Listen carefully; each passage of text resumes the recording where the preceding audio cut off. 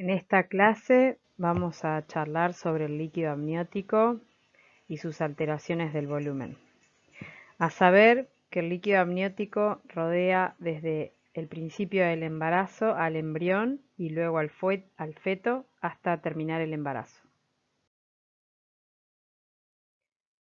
Hasta la semana 32, el líquido amniótico es transparente, casi inodoro, es decir, que no tiene olor, y luego empieza a incorporar componentes del feto, tiene partículas del vernix gaseoso, se encuentran suspendidas en el líquido amniótico porque provienen de las glándulas sebáceas del feto, de la descamación de la piel y de la membrana amniótica propiamente, ¿sí?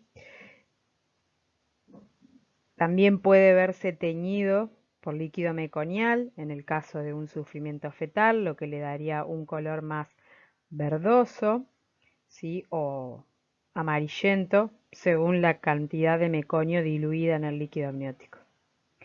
Al final del embarazo, entonces el líquido empieza a presentar un aspecto cada vez más lechoso, denso, ¿sí? Y el olor es particular, un olor quizás que nunca antes hayan sentido, semejante al líquido espermático o al agua de lavandina.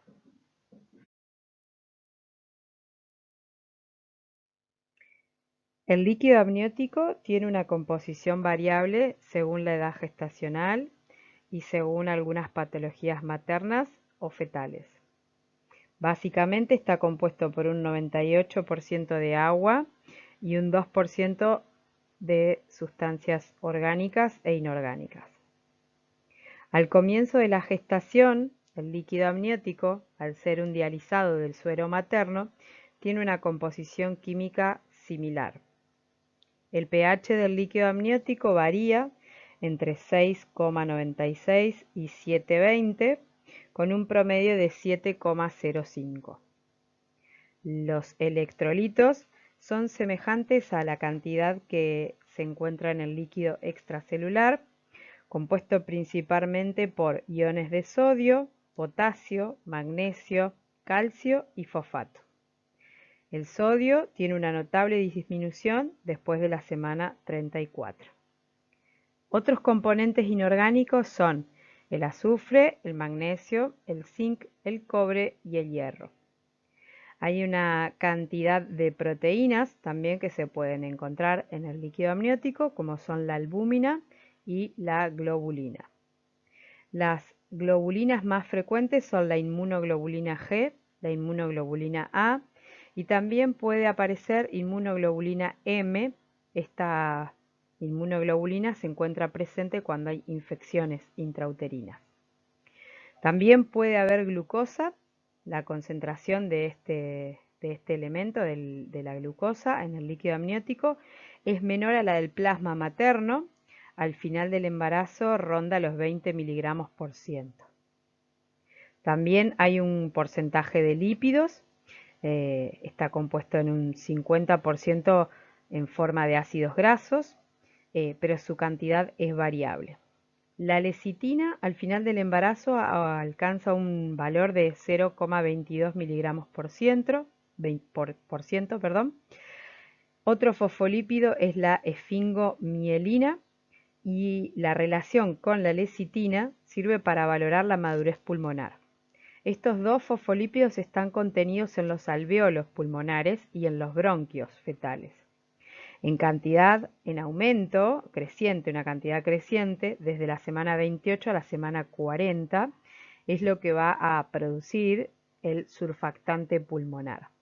Este surfactante proviene entonces de las células de la pared alveolar. También se encuentran vitaminas como la B1 y vitamina C en concentraciones similares a las del plasma materno. Algunos de los componentes del líquido amniótico nos permiten realizar diagnósticos, por ejemplo, de edad gestacional, del sexo fetal, errores del metabolismo, como también presencia de bilirrubina o sus productos de degradación, por ejemplo, en una patología que veremos más adelante como es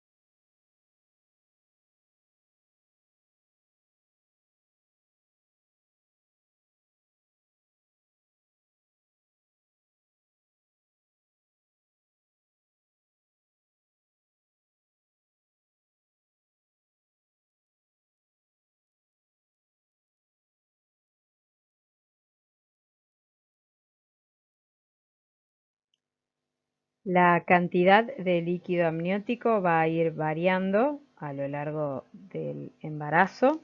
Se dice que al principio del embarazo hay un volumen de 10 mililitros en la semana 8. Se puede llegar a un volumen de 1000 mililitros en la semana 34. Esto significa que desde el principio del embarazo hasta el último trimestre el líquido va a ir aumentando y después de esa edad gestacional el líquido va a ir disminuyendo entre 500 y 600 mililitros de forma gradual. Si supera la semana 40 el embarazo, este volumen de líquido amniótico disminuye aún más. Si la cantidad de líquido amniótico es excesiva, se denomina polidramnios y puede deberse a malformaciones del embarazo, como son la atresia esofágica, en el que el feto no puede deglutir ese líquido y por eso hay aumento del volumen. Si hay polidramnios, estamos hablando de un volumen superior a los 2000 mililitros. También puede haber un volumen inferior a lo que vamos a llamar más adelante oligoamnios.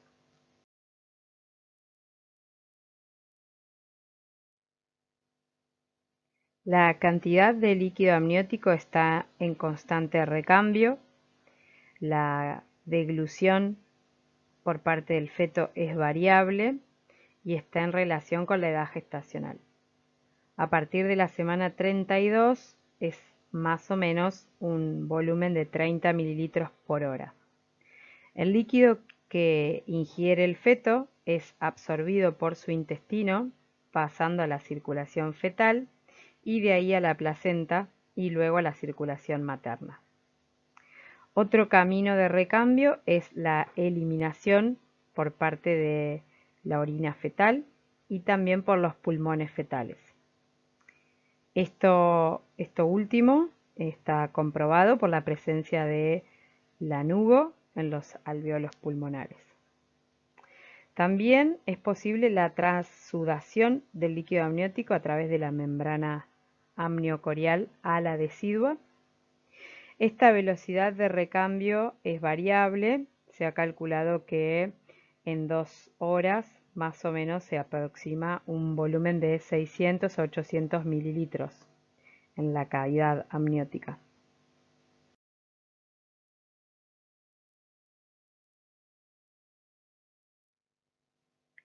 Las funciones del líquido amniótico son varias y desde el principio del embarazo. En el primer trimestre nutre al embrión haciendo los recambios nutritivos que necesita. También se interpone entre el feto y las membranas amnióticas, dándole espacio y evitando la formación de bridas. El líquido amniótico permite que el feto se mueva libremente. Esto favorece su acomodación para el momento del parto y también amortigua esos movimientos, haciendo que la mujer los perciba menos dolorosos.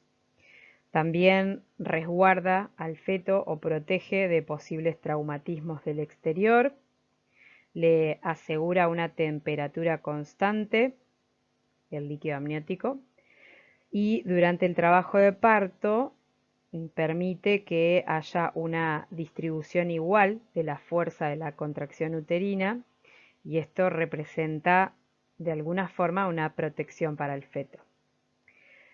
Una vez que inicia el trabajo de parto, el líquido amniótico va a intentar dilatar la bolsa, formar una especie de globo, y esto ayuda a que el líquido amniótico junto con las membranas favorezcan la dilatación del cuello del útero.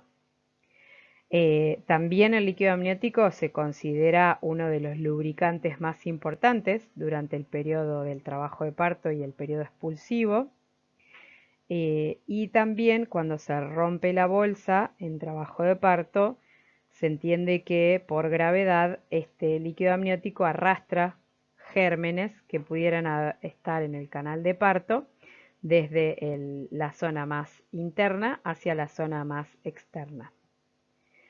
También es necesario para que el feto desarrolle su sistema gastrointestinal, ya que sabemos que lo deglute al líquido amniótico.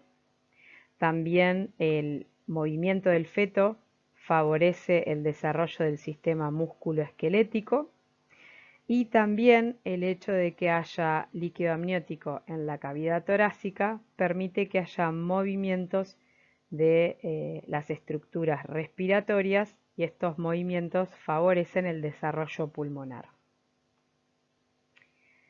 Como dijimos anteriormente, los componentes del líquido amniótico favorecen la madurez pulmonar y también los componentes del líquido amniótico nos sirven para diagnosticar enfermedades. A continuación hablaremos sobre la evaluación del volumen de líquido amniótico por ecografía y sus variaciones.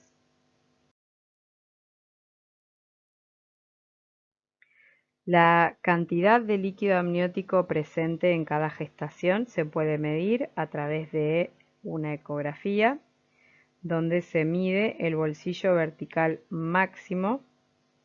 Estas áreas mide la profundidad de un bolsillo máximo libre de partes fetales y de cordón umbilical. Para medirlo se considera un valor mínimo de 3 centímetros y máximo de 8 centímetros. Si tiene menos de 3 centímetros este bolsillo, decimos que es un oligoamnios, y si es mayor a 8 centímetros, tiene un polidramnios. También está el método ILA o índice ILA, que es índice de líquido amniótico. En este tipo de medición se divide a la cavidad intrauterina en 4 cuadrantes y se mide el bolsillo máximo de cada cuadrante. Esos valores se suman y así se obtiene un valor que es el índice ILA. Así podemos decir que cuando es menor de 5 centímetros, la suma de todos estos cuadrantes, estamos en presencia de un oligoamnios, porque el ILA es menor de 5 centímetros, y si supera los 24 centímetros es un polihidramnios.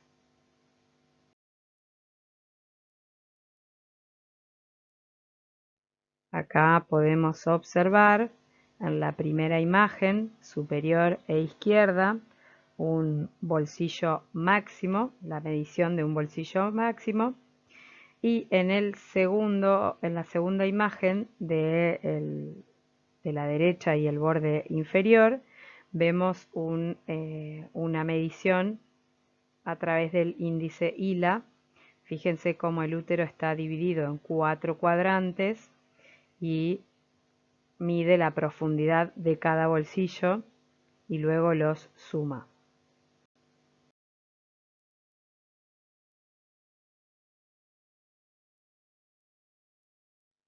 Vamos a ver ahora polidramnios. Se define así al exceso de líquido amniótico en la cavidad uterina. Esto se da con una frecuencia del 1% en todos los embarazos. Se puede distinguir un polidramnios crónico de un polidramnios agudo y eso haría que varíe su frecuencia, siendo el primero, el polidramnios crónico, el menos frecuente. El polidramnio se define cuando el volumen excede los 2 litros en un embarazo de término y cuando supera los 1000 mililitros o 1 litro en la semana 20 aproximadamente.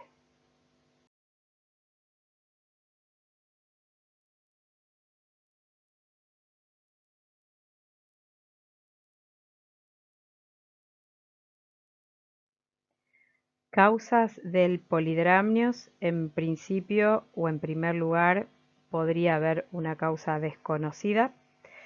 Se puede también relacionar a factores fetales y factores maternos.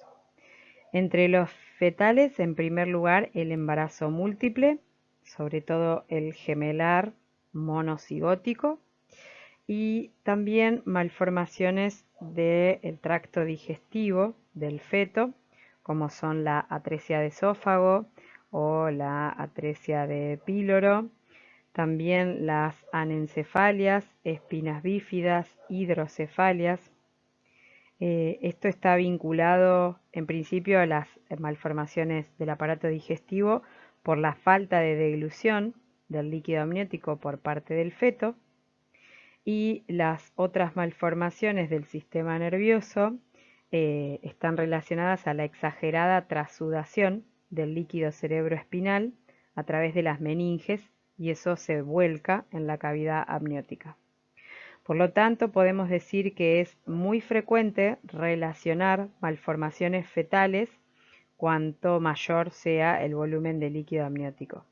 A veces se puede llegar a un volumen de líquido amniótico bastante aumentado, de hasta 5 litros dentro de la cavidad uterina. También hay otras patologías como son la eritroblastosis fetal, puede acompañarse de polidramnios. Se dice que las anomalías de cordón umbilical, como son los nudos reales, circulares, torsiones, sobre todo las torsiones exageradas, pueden aumentar la trasudación de la sangre fetal a la cavidad amniótica debido a causas mecánicas. Y después tenemos los factores maternos, las enfermedades maternas, como son la diabetes y la preeclampsia, también como asociadas o como posibles causas de polidramnios. Y esta sobredistensión del útero por la gran cantidad de líquido amniótico en su cavidad aumenta el tono del líquido amniótico y disminuye la intensidad de las contracciones.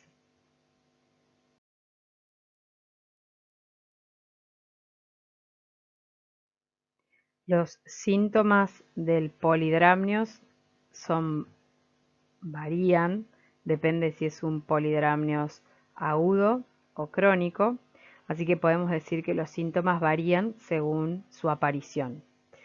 En principio podemos decir que ambos tienen unos síntomas comunes, y eso es el abdomen aumentado de tamaño en desproporción a la edad gestacional, o sea que la medición de la altura uterina nos va a dar por encima de lo esperado para esa edad gestacional. También se puede ver la piel sobredistendida, con más grietas o más estrías de lo habitual, una piel tirante, brillosa. También se puede ver el edema suprapúbico por la acumulación de líquido. La madre puede referir dolor abdominal por esta distensión. Se perciben menos los movimientos también. La madre puede referir que siente menos los movimientos del bebé. No es porque el bebé no se mueva, sino que se perciben menos, ya que el líquido, dijimos, amortiguaba estos movimientos y hacía que la madre no los percibiera como algo doloroso. En los casos en que el útero está muy distendido, puede haber dificultad respiratoria, ya que el útero está aumentado de tamaño y dificulta la mecánica respiratoria de esta mujer, ¿sí? Es muy difícil palpar las partes fetales debido al aumento del volumen del líquido amniótico y también es difícil auscultar los latidos fetales, sobre todo con el estetoscopio de Pinar, o podría darnos la impresión de que son negativos los latidos fetales aún con feto vivo. Para confirmar este diagnóstico tenemos que hacerlo a través de las mediciones ecográficas que mencionamos anteriormente, la medición del bolsillo vertical máximo o de un índice ILA.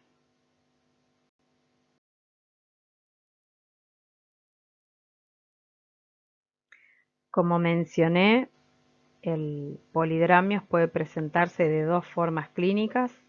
Una forma aguda, que es la forma que se presenta alrededor de la mitad del embarazo, la mitad de la gestación, entre las 20 y 26 semanas, donde el líquido amniótico aumenta su volumen en muy poco tiempo. Los síntomas son más o menos igual. Puede aparecer más dolor en el abdomen, también en la pared abdominal, una sobredistensión, dolor en miembros inferiores por el aumento del peso, dificultad respiratoria. Muchas veces puede aparecer hasta taquicardia, cianosis e hipotensión materna debido a al aumento de este volumen en muy poco tiempo. En principio son de mal pronóstico, ¿sí? Y su tratamiento por lo general es la amniocentesis. La forma de polidramnios crónico es más frecuente que el polidramnios agudo. Los síntomas son similares, pero menos intensos y se presentan en el último trimestre de la gestación. Por lo general son mejor tolerados por la madre. El aumento del volumen del líquido amniótico es en forma discontinua y la acumulación hace que sea mucho más lenta y la madre pueda adaptarse a ese aumento del líquido amniótico. Con frecuencia se pueden notar aumento de las contracciones de la dinámica uterina y también rotura prematura de las membranas ovulares.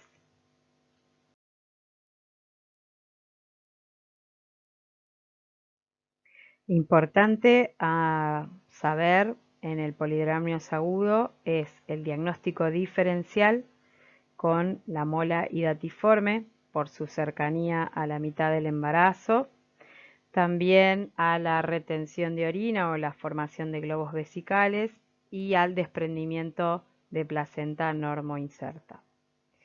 Dijimos que son de mal pronóstico porque por lo general la madre tiene muy poco tiempo de adaptarse a estos cambios, a este aumento de la sobrecarga intrauterina, y esto deviene en trastornos respiratorios y cardiovasculares importantes. También la sobredistensión uterina puede provocar contracciones y esto hace que se desencadene el parto en una edad gestacional muy temprana, donde todavía el feto no es viable, o a veces el cuadro es de una gravedad muy importante, donde hay que interrumpir la gestación para mejorar la salud materna.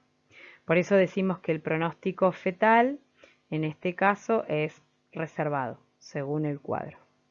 El tratamiento básicamente constituye disminuir la tensión intraabdominal. Esto se puede hacer a través de una amniocentesis, que consiste en la extracción de más o menos unos 500 mililitros por hora, de una forma muy lenta para evitar que se desprenda la placenta. Obviamente que la amniocentesis se hace bajo rastreo ecográfico para no lastimar al feto en este procedimiento. Y si en el caso que se produjera el parto, debe hacerse la ruptura artificial de las membranas para poder permitir la evacuación de la cantidad de líquido amniótico dentro del útero. También se han utilizado algunos tocolíticos, como son la indometacina, pero a saber que esta medicación solo la vamos a poder utilizar en embarazos menores de 34 semanas y que no tengan malformaciones fetales.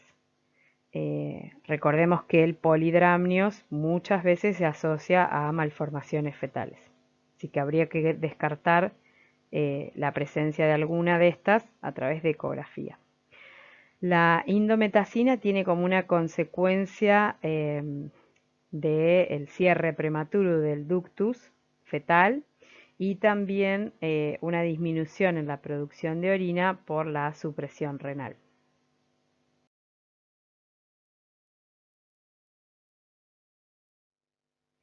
En el caso del polidramnios crónico, el diagnóstico diferencial debe hacerse con embarazos múltiples o con tumores uterinos que pudieran evolucionar durante la gestación, como es el quiste de ovario, uterinos o parauterinos, que pudieran hacer que el aumento de la altura uterina sea percibido, pero no por aumento del líquido amniótico, sino por este crecimiento del quiste anexo.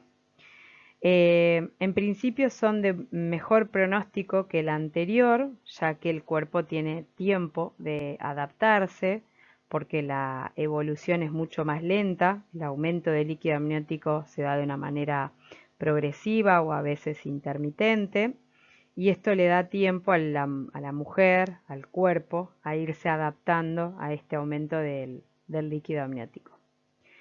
Puede aparecer la ruptura prematura de membranas ovulares debido al aumento de la tensión intraabdominal, y también pueden aparecer hipertonías por la sobredistensión uterina. Habíamos visto que la hipertonía era el aumento del tono y la falta de la relajación. Esto hace que no se produzca el intercambio de oxígeno en el feto, y esto a la larga da una consecuencia de sufrimiento fetal o inestabilidad fetal. También puede haber, digamos, al no tener una buena dinámica, no tener una buena dilatación, o que la dilatación del cuello del útero sea más lenta durante el trabajo de parto. También predispone a presentaciones viciosas de la presentación fetal, o prosidencias de cordón o de miembro, debido a la cantidad de espacio y a la descompresión cuando se rompe la bolsa.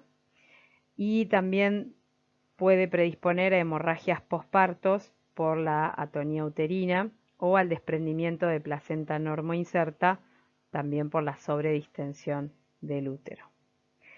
En general, el tratamiento es romper la bolsa de manera artificial al inicio del trabajo de parto o en una etapa más temprana, para ir liberando la distensión o para ir relajando la sobredistensión uterina. En estos casos, tratar de que sí o sí se utilice la oxitocina para marcar el ritmo de contracciones, y en algunos casos se ha utilizado, además de la oxitocina o uteroretractores como maniobras para evitar la atonía uterina, también se han utilizado peso, como son bolsas de arena, o en el caso de no tener bolsas de arena, que es un método muy antiguo, se pueden utilizar algunos sueros colocados sobre el abdomen para evitar que el útero se relaje posparto y haga la atonía uterina. O sea que colocar peso después del parto sobre el abdomen de la paciente, sobre el útero de la paciente, favorecería la retracción del útero.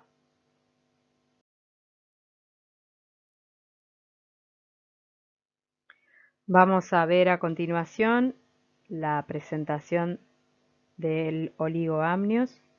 Esto es la disminución del líquido amniótico por debajo de 500 mililitros o por debajo del índice ILA de menor de 8 centímetros.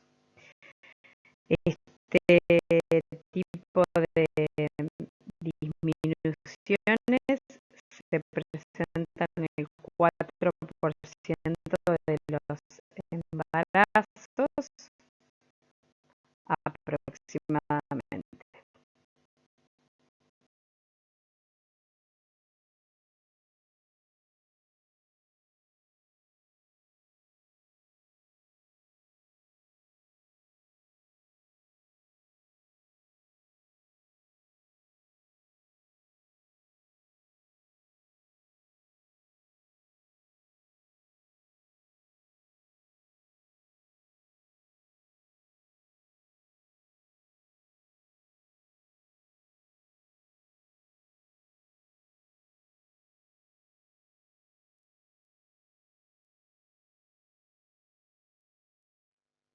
Las causas del oligoamnios son desconocidas, pero se asocia a una mayor frecuencia de ruptura prematura de membranas ovulares, también de malformaciones del aparato renal fetal, como son la agenesia renal o riñones poliquísticos o obliteración uretral. También se asocia a una disfunción placentaria, como puede ser la preeclampsia, o también la aparición de nódulos o estructuras que pudieran impedir el intercambio útero-placentario. También se asocia a la restricción de crecimiento intrauterino, al embarazo posttérmino, ya que se sabe que su volumen disminuye notablemente después de las 40 semanas, y también se asocia a embarazos múltiples y el consumo de enalapril, una medicación antihipertensiva, de manera sostenida.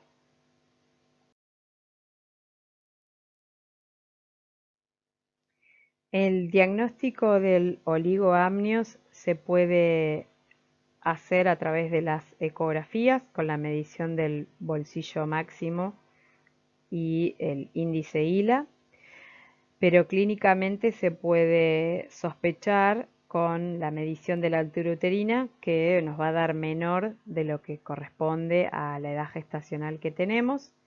También la mujer va a mencionar que los movimientos de su bebé son mucho más dolorosos y bruscos, y se puede pensar que el pronóstico para el feto es peor cuanto más temprano se desarrolle el cuadro de oligoamnios, ya que esta disminución del líquido amniótico va a afectar distintas estructuras del feto en su crecimiento y desarrollo, como son la piel, las estructuras óseas y sobre todo las estructuras pulmonares, que no pueden madurar y desarrollarse debido a la falta o al descenso del volumen de líquido amniótico.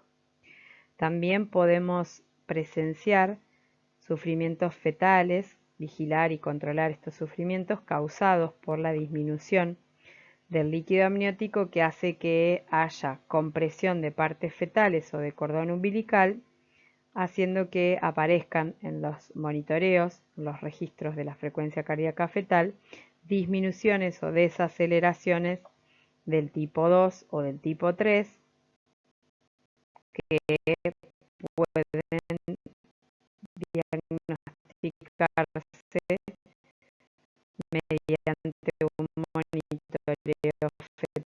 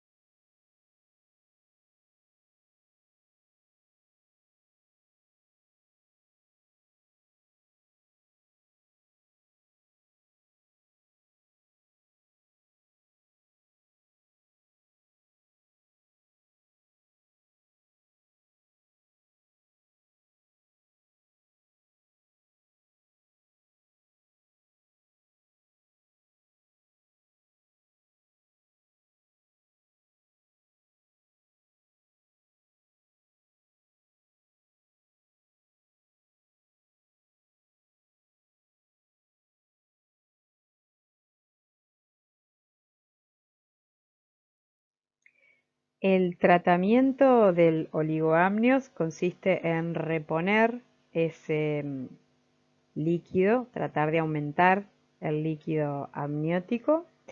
Se puede hacer por dos vías, a través del abdomen o a través del cuello del útero.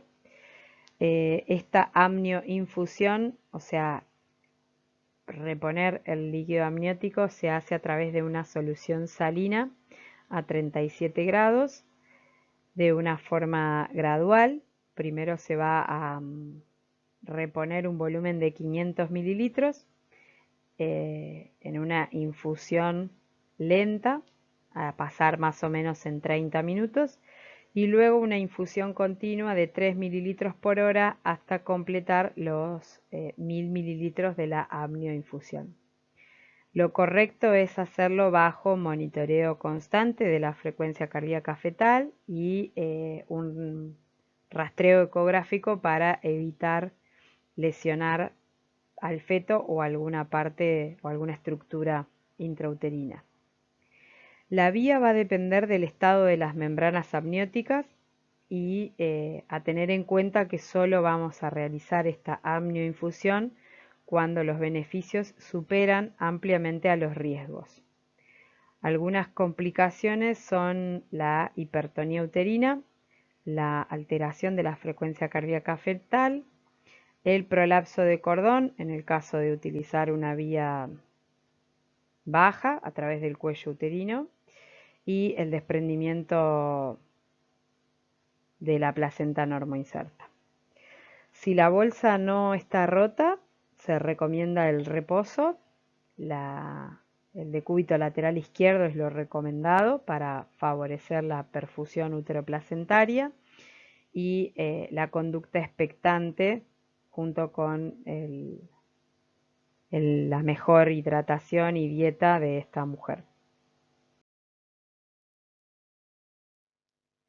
En esta imagen se puede ver la técnica de amnioinfusión a través de la pared abdominal junto con el registro ecográfico para justamente no lesionar al feto ni a ninguna estructura intrauterina, placenta o cordón, y es como se suministra esta solución salina dentro de la cavidad uterina.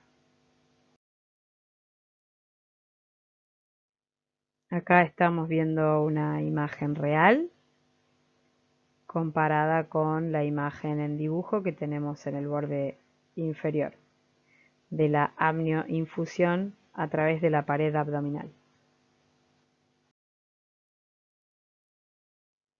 Y acá una amnioinfusión a través del orificio cervical.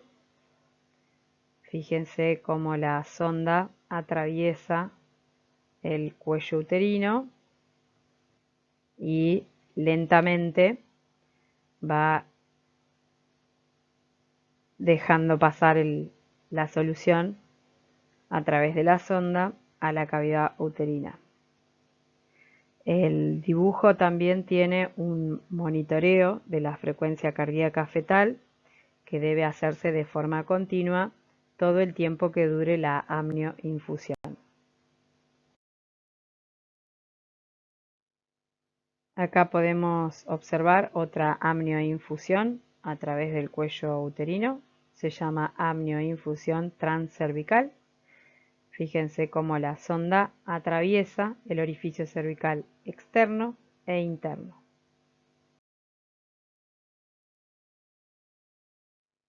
Ahora veremos otra variación del volumen del líquido amniótico, que es la rotura prematura de membranas ovulares, donde se produce la efracción del saco amniótico antes del inicio del trabajo de parto, por lo menos 2 horas antes del inicio del trabajo de parto, y se denomina periodo de latencia el tiempo que pasa desde que ocurrió la rotura prematura de las membranas ovulares hasta el inicio del trabajo de parto.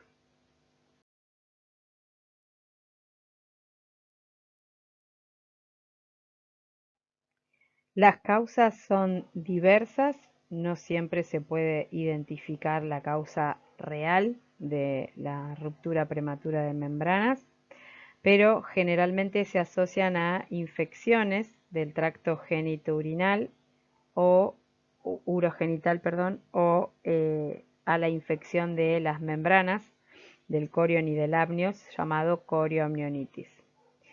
Por lo general, los gérmenes vaginales que pueden generar la corioamnionitis son la Escherichia coli, el estreptococo beta hemolítico o las tricomonas vaginales.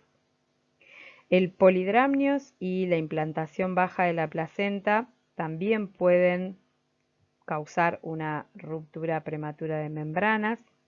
Las presentaciones viciosas del feto que no llegan a la excavación pelviana permiten que se acumule mucho líquido amniótico por debajo de la presentación y esto podría derivar a una ruptura prematura de membranas. La incompetencia ítmico-cervical, al igual que los traumatismos abdominales o tener relaciones sexuales, pueden también causar una ruptura prematura de membranas y también hay una asociación mayor a la macrosomía fetal y embarazos múltiples. Hay estudios que relacionan también el tabaquismo con una mayor frecuencia de ruptura prematura de membranas ovulares, es decir, aquellas mujeres que fuman durante el embarazo o que han fumado antes de embarazarse o que son fumadoras pasivas tienen mayor riesgo de presentar una ruptura prematura de membranas comparadas con aquellas mujeres que no tienen relación con el tabaco.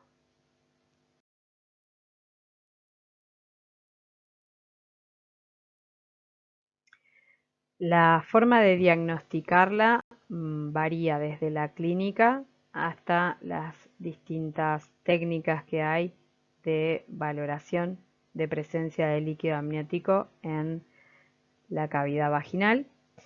En principio, la mujer se va a presentar a la guardia diciendo que perdió líquido por genitales externos o que siente que se mojó de golpe.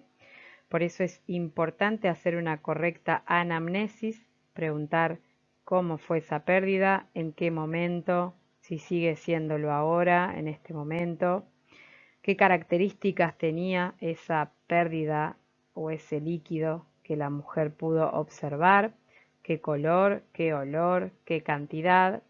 De ser posible, nosotras mismas debemos inspeccionar esas características en el paño o la ropa interior de la paciente y luego pasar a los distintos exámenes que podemos hacerle a la paciente.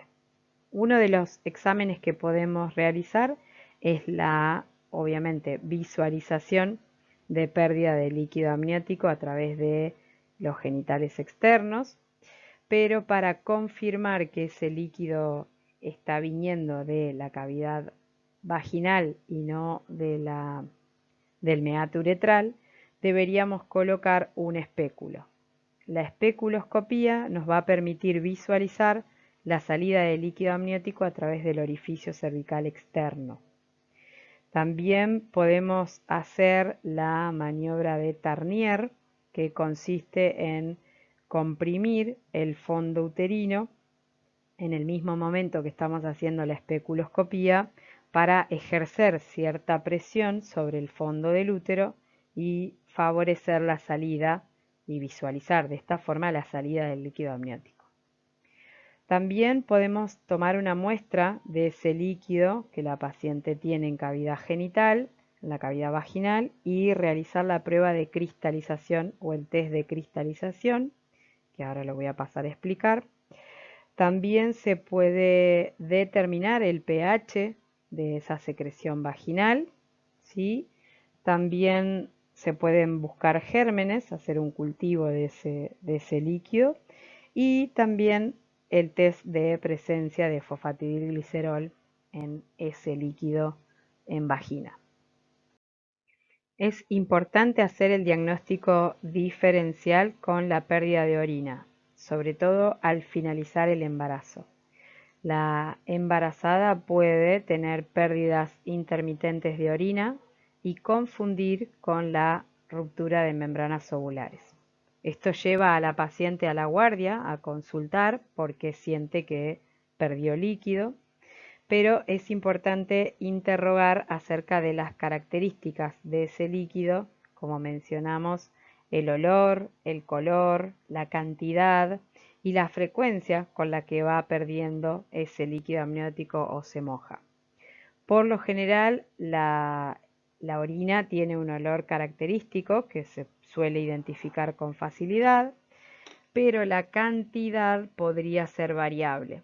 También la frecuencia miccional hace que el olor podría estar en menor concentración y entonces podría llevar a confundir a la embarazada la pérdida de orina con la pérdida de líquido amniótico.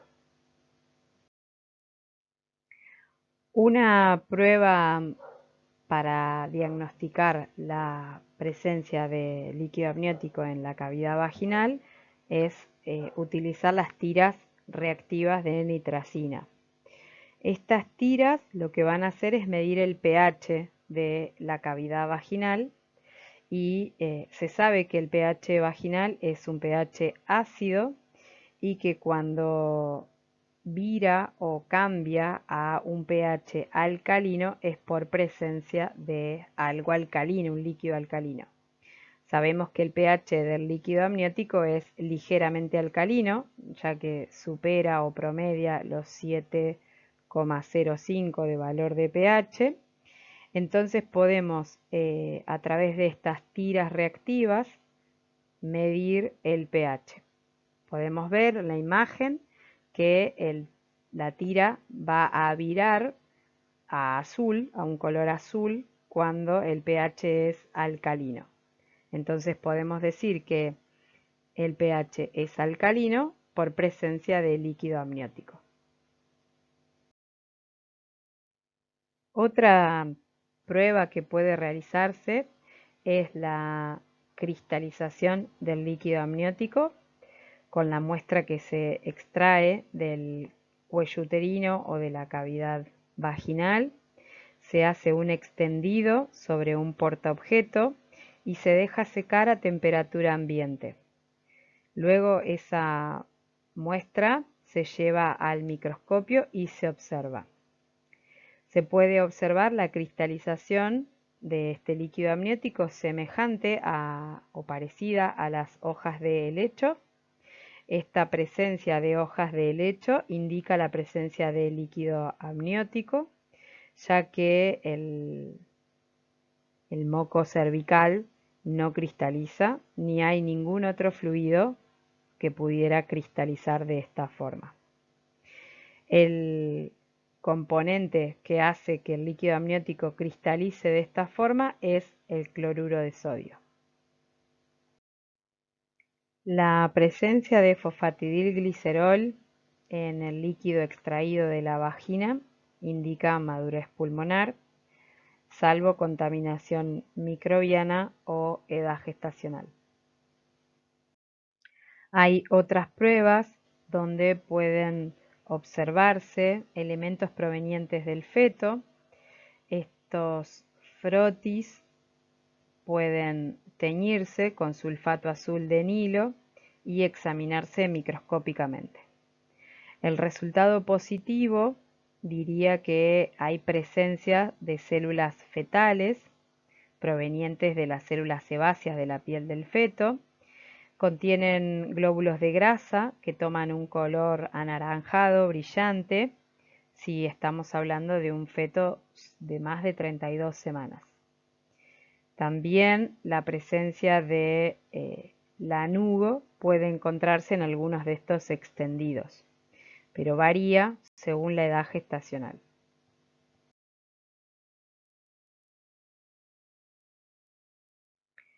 En este tipo de pacientes, el tacto vaginal debe ser considerado según el caso, de ser posible no hacerlos o limitarlos y si hay que hacerlos, hay que hacerlo con medidas estrictas de asepsia. Es mejor hacerlo después de la toma de las muestras para la cristalización o el test de nitracina. Y la finalidad de hacer el tacto vaginal es diagnosticar el trabajo de parto, si es que hay dinámica, diagnosticar la presentación fetal y también puede ser contribuir a la maniobra de Tarnier, que consiste en elevar, a través del tacto vaginal, elevar la presentación fetal para permitir la salida del líquido amniótico a través del cuello uterino.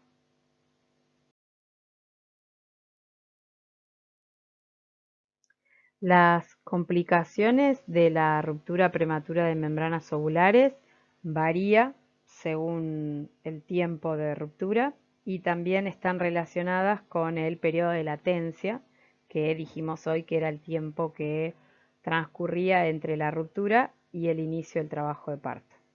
Por lo general están relacionadas a infecciones del amnios y del corion, también a la prematurez del feto, ya que sabemos que una vez que se produjo la ruptura de las membranas, es probable que inicie el trabajo de parto. También se asocia a complicaciones como son la presidencia de miembros fetales o del cordón umbilical. Y como dijimos anteriormente, presentaciones viciosas, ¿sí? Y morbimortalidad materna y neonatal causada por estas anteriores. La corioamnionitis se define por la infección de las membranas ovulares, como también la infección de la decidua, del líquido amniótico, del cordón umbilical y hasta del mismo feto. La infección intraamniótica con membranas íntegras es posible, pero poco frecuente. Si existe la ruptura prematura, luego de un periodo de latencia de 12 horas o menos, la frecuencia con la que se presenta una corioamnionitis es en menos del 10% de los casos. En cambio, si el periodo de latencia supera las 24 horas, la corioamnionitis puede aparecer en una frecuencia del 30% de los casos. Cuando una ruptura prematura ocurre al término de un embarazo, por lo general, en el 80% de los casos el parto se inicia solo, espontáneamente, dentro de las 24 horas. Y el 20% de los casos restantes inicia de manera espontánea en las siguientes 48 horas. El periodo de latencia es más largo cuanto menor es la edad gestacional.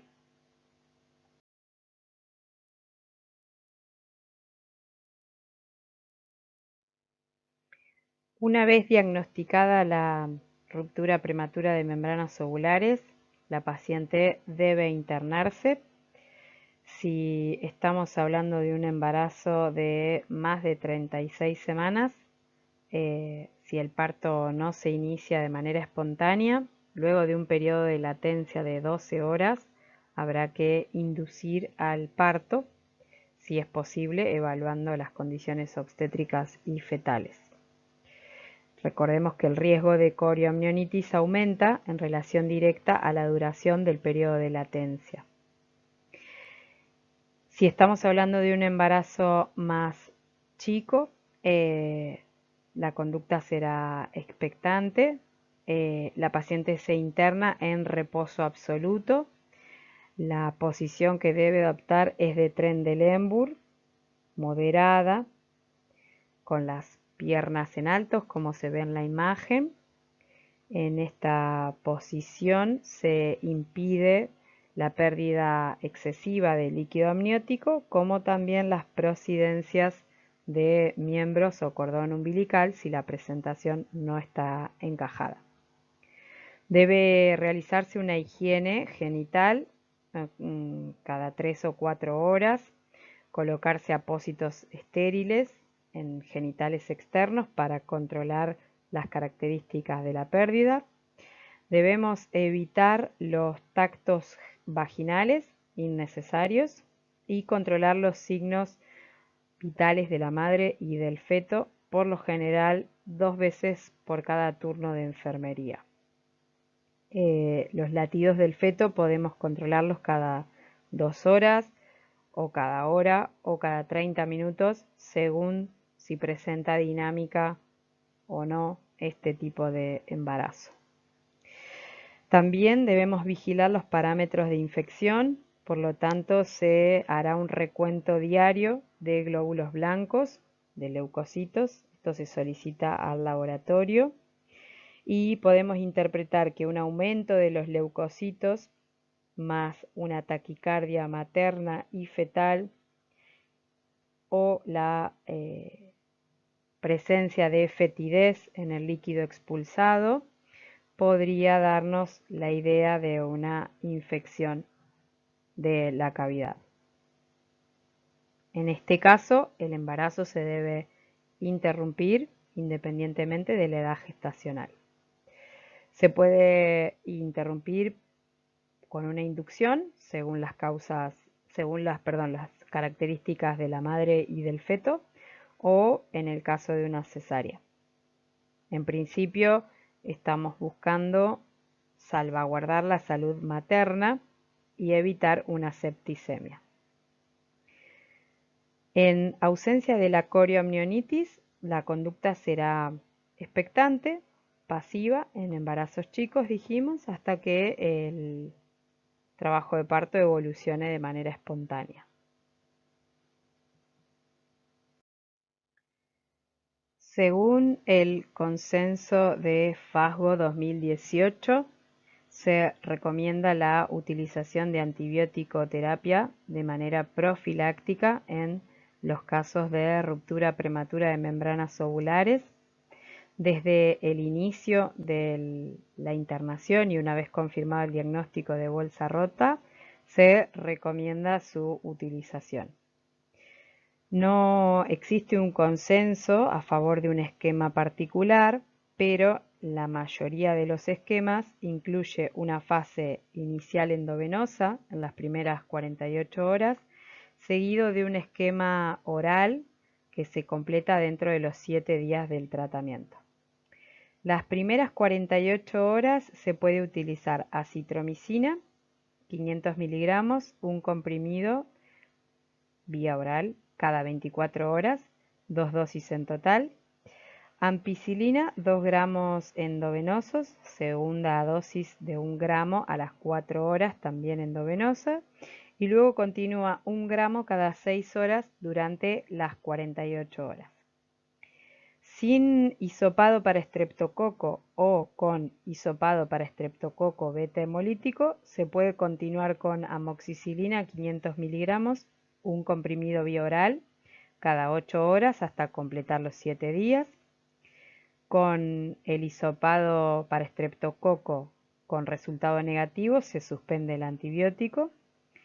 En el caso de ser alérgica la paciente a la penicilina y sus derivados, se puede utilizar clindamicina, 900 miligramos endovenoso cada 8 horas por 48 horas, y luego continuar con 300 miligramos vía oral cada 8 horas hasta completar los 7 días. Otro esquema que se utiliza es la combinación de ampicilina en las dosis referidas con eritromicina, 500 miligramos cada 6 horas. No se recomienda utilizar amoxicilina más clavulánico, ya que hay informes que asocian este último antibiótico con la presencia de enterocolitis necrotizantes en los recién nacidos.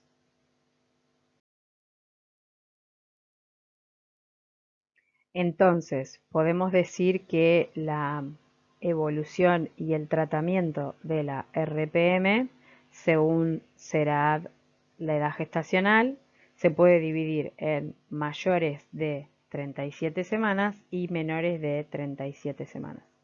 Si la RPM es superior a las 37 semanas y no hay evidencia de corioamnionitis ni de sufrimiento fetal, ni hay contraindicaciones para un parto vaginal, se puede esperar la evolución espontánea a el trabajo de parto. Si el Bishop es desfavorable, recuerden a utilizar maduración cervical para inducir al parto y se van a guardar 12 horas a la evolución espontánea y si no, se va a inducir a un parto genital, un parto vaginal, siempre y cuando las condiciones sean favorables.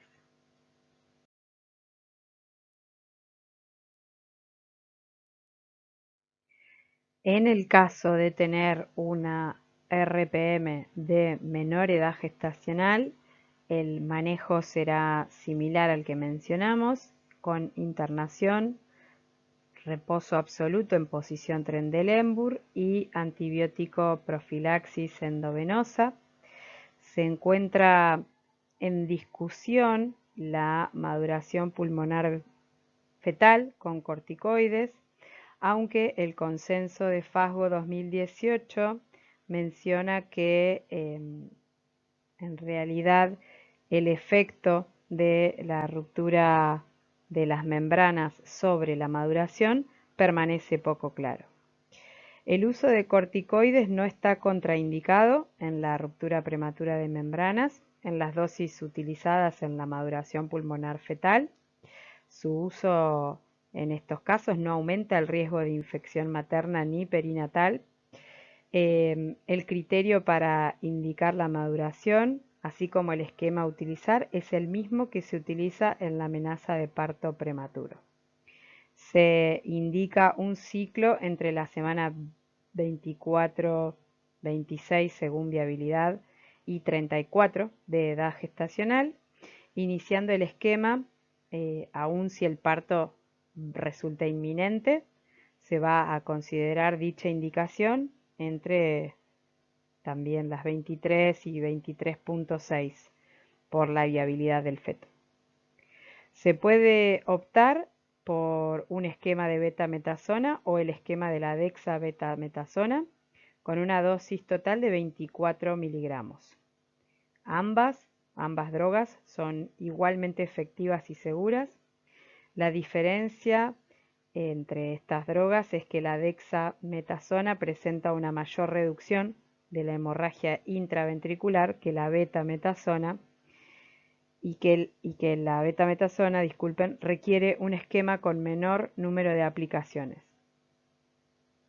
El esquema es el siguiente: la betametasona 12 miligramos intramuscular cada 24 horas en un total de 2 dosis y la dexametasona que viene por 4 miligramos cada 8 horas intramuscular hasta completar los 24 miligramos.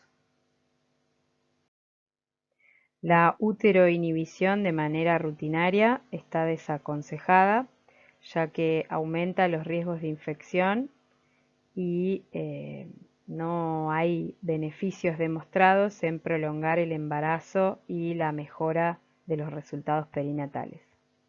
Solo se va a utilizar la uteroinhibición en aquellos casos donde se presentan contraindicaciones uterinas regulares y se requiere el traslado de la paciente a un centro de mayor complejidad o por un lapso no mayor de 48 horas cuando se necesita ese lapso para lograr la maduración pulmonar fetal o se inicia una antibiótico terapia de manera profiláctica. Tampoco se recomienda el uso de progesterona y si viene utilizando esta medicación de manera preventiva como uteroinhibidor, se debe suspender. Hasta acá fue la clase de líquido amniótico. Espero haber sido clara. Leo sus